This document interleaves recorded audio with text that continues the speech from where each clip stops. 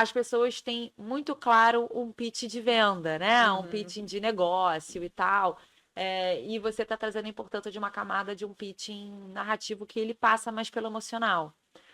Quando que é mais estratégico ir para um ou ir para outro? Ou eles devem sempre caminhar juntos? Como que você vê essa dinâmica para ele ser bem estratégico, assim?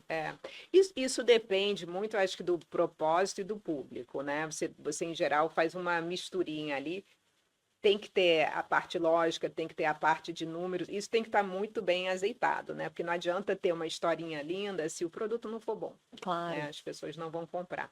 Então, tem que ter ali uma mistura. Eu estava falando com uma cliente recentemente, ela estava preparando um pitch para. Estava precisando pedir aporte para uma série de coisas.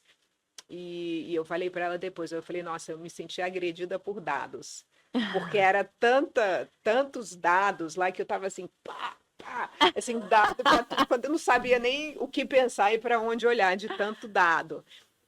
E era para um público de empresários, né? Só que o que eu falei para ela? Ótimo que você tem todos esses dados, mas primeiro eles precisam ter muito claro da transformação que a gente falou, né? Do que isso que você está fazendo vai mudar nas vidas das pessoas e o que isso tem a ver com eles. Tem que ter uma historinha ali muito clara. Os dados, nesse caso, você usa ali depois para. Eles vão ter, né, perguntas, depois, etc., e você usa. Mas primeiro eles têm que entender o que é isso. Porque só jogar, e as pessoas fazem muito isso porque acham, não, empresário, né? É muito sério, tem que ter dados. Sim, tem que ter dados, mas eles têm que fazer sentido, né? E tem a Brené Brown, que é uma pesquisadora americana de Maravilhosa. liderança e tudo, ela tem uma frase que eu amo, que ela fala, da, é a história são dados com alma. Então, você criar uma narrativa, você está dando vida a esses dados. Porque o que acontece muitas vezes Maravilhoso. quando você só usa dados?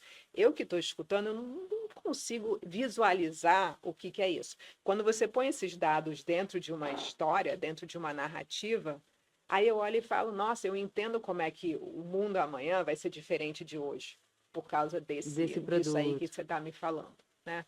Agora eles fazem sentido. Então, isso é muito importante, que eu acho que é um ponto que as pessoas não usam muito, né? A importância Ela é disso. a autora, né, da Coragem de Ser Imperfeito, né? Exatamente. É bem legal esse livro.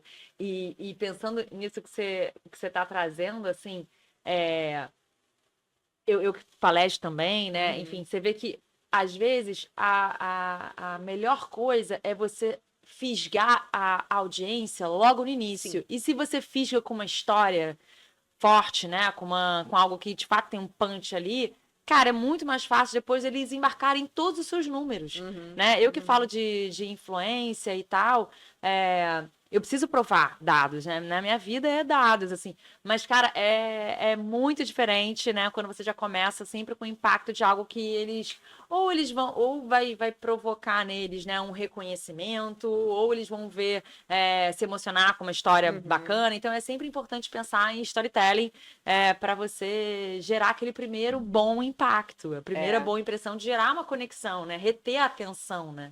E a gente tem neurônios espelho, né? E o que esses neurônios espelho fazem? Quando você ouve uma história, você vive aquela história como se fosse sua, né? Então, se você pensa, né, quando a gente era criancinha, ou até quando você está vendo filme, né? Você está vendo um filme de suspense, sei lá, uma porta bate, alguma coisa, você está ali, você está dentro da Aham, aham. história, né? Então, se você consegue passar isso na palestra, na narrativa, as pessoas estão ali com você, Com elas estão você. vivendo aquilo com você. E aquilo, por isso que o emocional é tão importante, porque aquilo pega a pessoa no coração, que é diferente de pegar na lógica, né? Então ela tá ali com você, já está envolvida, e aí quando você fala as outras coisas, ela Só vem já endossando. A é, lógica e os dados vêm só Ai, bom mesmo, muito legal. exato, Maravilha. Pô, exato. tô dentro, né? Vou nessa. É muito. Pensando, se a gente pensar em toda essa indústria de venda de online, né? Como é que eles fazem?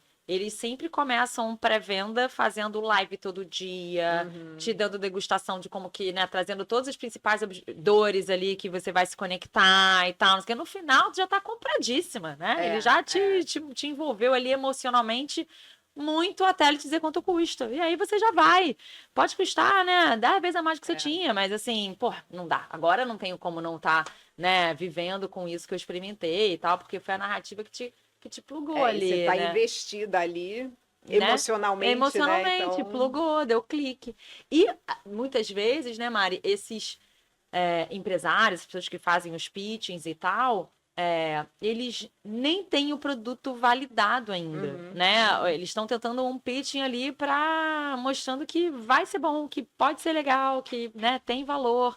Então, eu acho que o poder da narrativa aí é ainda mais importante, né? Ainda mais tem mais peso ainda, né?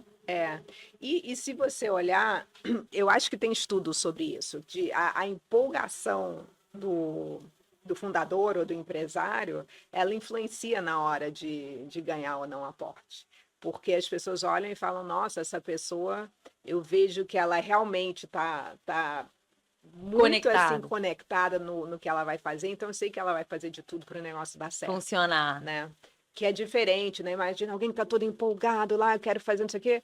Ou, ai, eu tenho esse produto, não sei o quê. É Aham. muito diferente, né? Traduz exatamente a energia que você vai colocar no negócio. Então, confia que eu Exato. vou botar muita energia. Eu tô muito animado para fazer isso dar pé, né? Exatamente, é. É.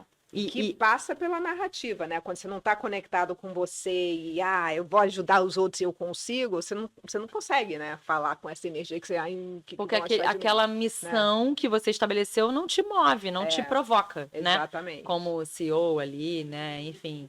É muito dessa tradução energética mesmo, né?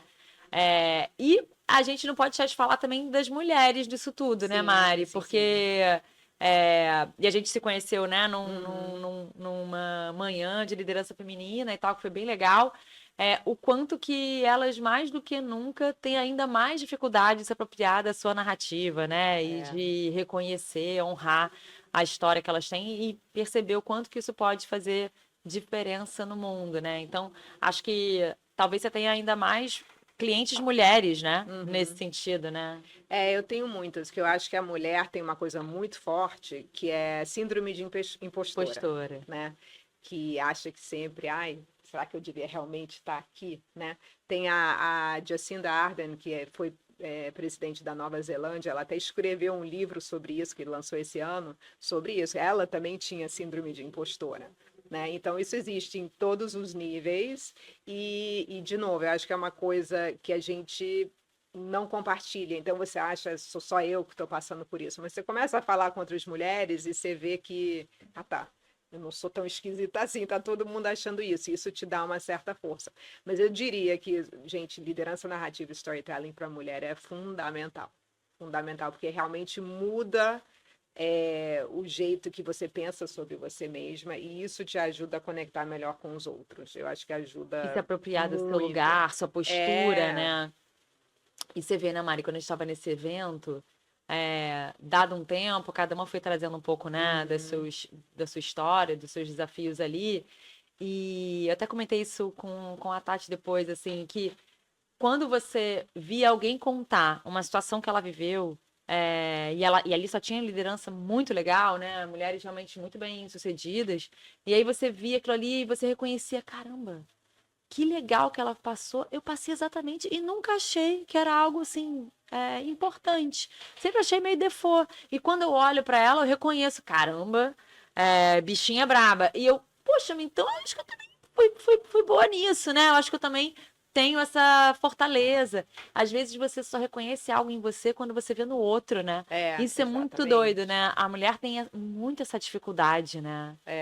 E tem um conceito chamado humanidade comum, que é exatamente isso: é você entender que você não é errado, que você não está fazendo uma coisa anormal, mas que muitas pessoas estão passando pela mesma coisa. Né? E aí, quando você conversa, você fala, tá, nossa, ufa, não sou só Dá um eu, né? alívio, Isso né? é uma coisa comum. E o que acontece? Você acaba se isolando, né, nesse seu medo, porque, ai, só eu tenho isso, né? E aí, quando você descobre que outras pessoas têm, você perde um pouco esse medo, porque você vê que é uma coisa normal, que você não é anormal, né? E isso é muito importante Cara, também. olha que doido, vou trazer um caso meu.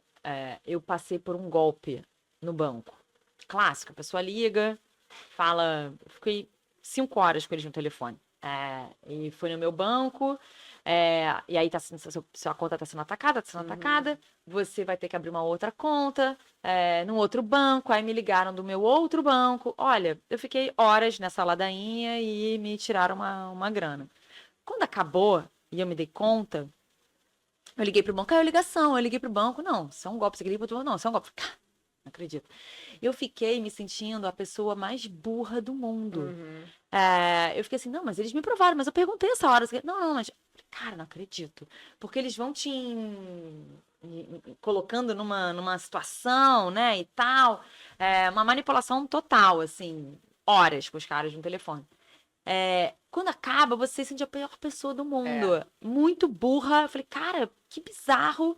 Nem é lugar de vítima, você fica indignada, assim, como que eu sou burra. Como é que eu caí Como é que eu nisso, caí né? nisso? E a minha mãe, assim, mas minha filha já me ligaram 3 vezes falando isso. E só tem casos assim, né? Pessoas Só falando piora que a só situação. piora. Aí eu liguei pro advogado, Crase, você autorizou tudo, tipo, não tem o que fazer, o cara não tá acreditando. Aí o meu namorado falou, cara, calma, porque fala com essa advogada aqui, porque aconteceu uma situação. Aí eu liguei pra ela e ela começou a me contar o caso da irmã dela, que tinha médica, que tinha caído no mesmo golpe na mesma semana. E como a gente tem esse estigma, né? Não, médica é uma pessoa inteligente. Eu falei, não, eu conheço ela. A Carla, ela é inteligente. Ela passou. Então, calma aí, não sou tão idiota assim. E aí a advogada Marcela. Não, Grazi, olha só, eles ligaram no telefone do banco, eles provaram aqui nessa hora, provaram aqui nessa hora. É normal você ter acreditado, não sei o que, calma aí. Aí eu acreditei que eu podia botar na justiça. Sabe? Porque você fica assim, Sim. cara, não dá, não sei o quê. Então, assim, foi tão importante. Eu mandei um presente pra ela depois. Eu falei, cara, isso é um presente porque você me tirou daquele lugar que eu tava me achando a pior pessoa do mundo. E, cara, foi tão importante você ter trazido esse exemplo e tal. Você me ouviu, falou que eu não sou a pessoa mais idiota. Então, cara, foi muito importante. Então, assim, curioso você trazer isso, porque foi exatamente isso que eu senti numa outra situação, óbvio, muito pior, mas o quanto é que a gente precisa não se sentir tão mal, né? Tão pequeno, tão inferior, né? Quando você vê que outras pessoas passam por situações, você, cara, não, poxa, sou uma pessoa inteligente, eu estudei, né? Assim, é a diversidade, mas vamos lá, não é uma atrapalhada, eu acho que as pessoas estão aprendendo, né? Você se fortalece, né? Realmente.